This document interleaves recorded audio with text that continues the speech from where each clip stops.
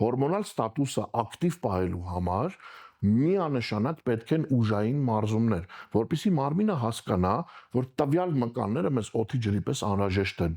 Ու խոսելով տեստոստերոնից, պետք է ընդգծեմ այն փաստը, որ տեստոստերոնը լինելով հորմոնների թագավորը, ճակերտավոր, արտադրվում է թե կնոջ, թե տղամարդու օրգանիզմում, եւ եթե կնոջ մոտ չկա պաթոլոգիա, եթե տվյալ տեստոստերոնը ռեֆերենտների սահմաններում է, դա միանշանակ միայն առողջության մասին է։ Նախ կինը շարունակում է լինել ել ավելի ցանկասեր, պատրաստական է լինում սերունդը շարունակելուն, շատ ավելի գրավիչ է լինում, որովհետև իրեն մաշկը արտադրում է մեծաքանակ ֆերամոններ, որը ենթագիտակցորեն հակառակ սեռին ձգում է, դրանով է բարձրատրվում որոշ կանանց այդքան ուժեղ ձգողականություն ունենալը։ Մարդիկ չեն հասկանում ոնց, կարծես թե